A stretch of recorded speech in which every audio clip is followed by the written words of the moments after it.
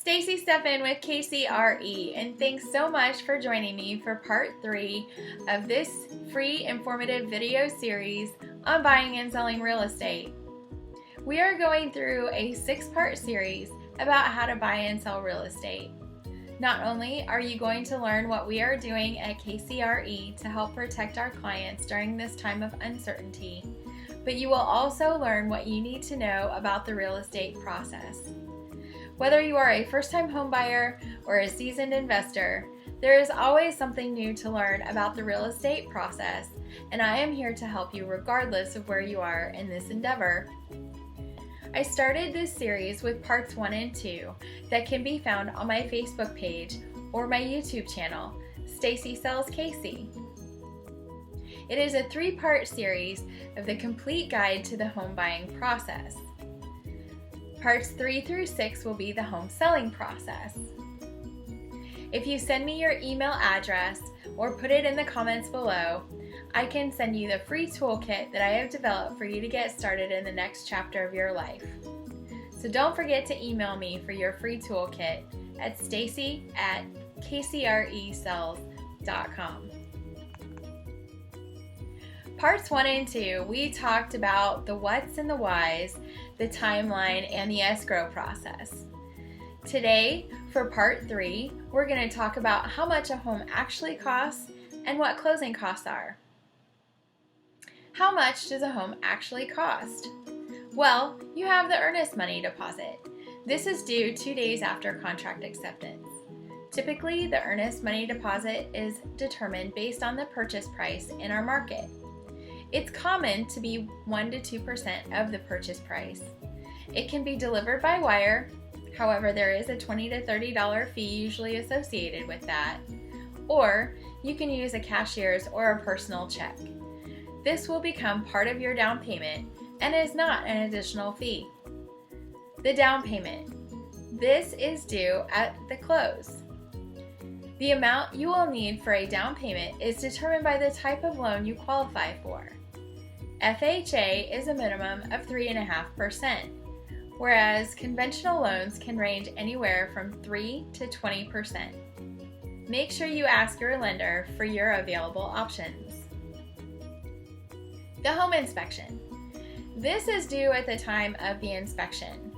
If you remember from part 2, we talked about the inspection has to be done within the first 10 days of an executed contract. We recommend hiring a home inspector, as you never truly know the real condition of the home just from looking at it. It's good to get in there and check the mechanicals out, make sure the roof is in good shape. The cost ranges from inspector to inspector, and details such as size of home and whether there's a pool will typically add to the cost of this service.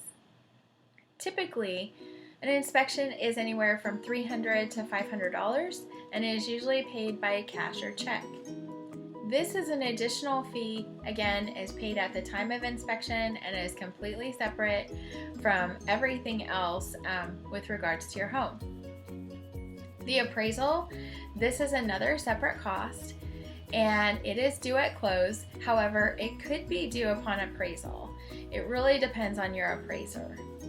Like home inspections, appraisals also range on the appraisers and the size of the home. They are hired by the lender to ensure that the property is worth what they are lending to the borrower.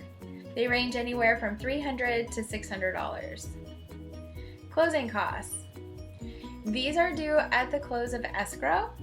Closing costs are the fees included for escrow, title, and lender services. They range anywhere from 2.5% to 3.5% of the purchase price. And we'll go into detail a little bit more in just a moment on closing costs. It's very important that as a home buyer you understand that there are 2 non-refundable services throughout this process. The first is going to be your inspection. The second is your appraisal.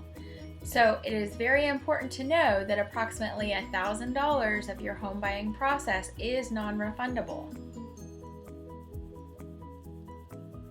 What are closing costs? Closing costs are the lender third-party fees paid at the close of a real estate transaction due at the close of escrow. The buyer closing costs usually total anywhere from 2 to 5% of the final sale price, which may include, but are not limited to, escrow fees, which are paid to the escrow firm for their services, lender fees. This can include everything from underwriting to loan discount points, which can be purchased to lower your interest rate. Homeowners insurance.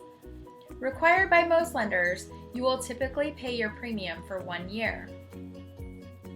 Private mortgage insurance, typically required if your down payment is less than 20%. Title insurance, a one-time fee required to protect you in case the seller doesn't have full deed to the property. Property taxes, you will typically pay 6 months of county property taxes. Recording fees, these are paid to the city or county to record your deed in the public records. Home appraisal fees, typically, again, these are paid at closing if they weren't already paid in advance, depending again on your lender and your appraiser.